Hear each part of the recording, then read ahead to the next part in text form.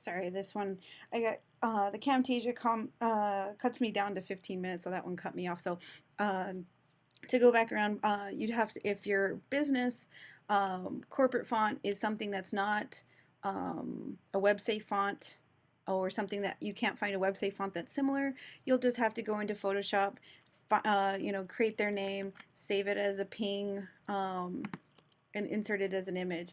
Now you'll just have to explain to them, we'll say business, I'm making this up, it's not the logo, we're obviously doing that, but say that's the thing, we have to deal with it. You might have to tell the client, hey, by the way, just so your business name is not going to be search engine strong, even though you are putting in the alt tags, it's not reading it as actual content. So, or anything that's headers that are based off of that. Also, if you insert any images as headers or anything else like that, it's not going to be able to read it. So it's really important to, as much as you can, put as much live text into your website as possible. So picking those fonts that are web safe is a really good idea. So if you haven't done that already, kind of circle back with your mocks and look at them and see, hey, is there anywhere that I can kind of replace Google Fonts with, or a web-safe font with, so that there is some continuity and there's as much live text as possible. Oops. So yeah, before we close concerning text, if you actually look, if you're reading in chapter 12, it actually does give you kind of a thing about Kufon, so that's in there, but as you get a little bit deeper concerning some of the different ways that you can edit your fonts so just an FYI, bold and italic, uppercase, lowercase, underline, strike, leading, word spacing, all that kind of good stuff is all things that will be supported on 99%, if not 100% of all of your browsers. Now, if you get into the CSS3, the drop shadow, and the things like that, anything that's CSS3, recognize that because the browsers, especially some of your older browsers like Internet Explorer, don't support all of those different things. So use those things sparingly, if you can, at least for the next like year or two, because the browsers will catch up. They just will, or you'll those people will be weeded out. People will update their browsers to Google or Chrome or Firefox or whatever it is that you want them to, that are just a little bit more up to date. But just think about that. If your audience is going to be a little bit older, you got to think about what things will actually come through, and we'll talk about browser testing later on, but that's something that you might want to think about. So when you're looking at your chapters, like, oh, drop shadow is really cool, it's like, it is really cool, but think about it more in a sparingly way, kind of like the same thing with that RGBA. If it's something that's important to you, the transparency might be, even though RGBA is an option for you, dropping in a transparent ping might actually be the smarter way to go. So that's just something to think about. Oh, the same also goes for when you get into the borders section of the book. It does notate as a CSS3 the elliptical shapes and the rounded corners.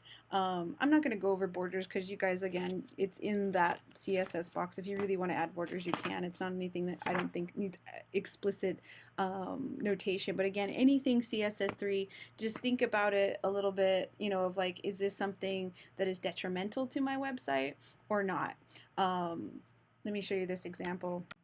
So in Photoshop, I've just thrown together something really quick of like, if you had a background pattern, the starscape thing, and I wanted to put a message behind it, but then I wanted a frosted thing in front of it. In CSS3, if I hard-coded this in there with the RGBA, and I was in a browser that couldn't see it, this is the way it would display on this side of the window. That side. So on this side you would see the white box would be there, but you can't see it, versus to say the RGBA would display, but so in the situation, and again, use it at your discretion. If you want to use it, I say use it. It's a really cool tool to use. but just think about how it might, if it doesn't display, is it detrimental to your site? Sometimes it is, sometimes it isn't, but you'll have to figure that out according to the website that you're building. So a couple fun examples. Let me show you this real quick. So if you just Google anything about CSS3 examples, there's tons of stuff. You can see different animation things that you can do strictly inside. So like I say, I mean, you can literally, there's so many different things, so many different cool things out there, and people will share this. They'll give you open source, this is how you do it, because people, in this community are very, they're very share and share alike. So if you find anything that, you find and you think this would be really cool to do, share it with people. Lots of other people are doing it. I think it's a good thing to do. If you figured something out, put it out there.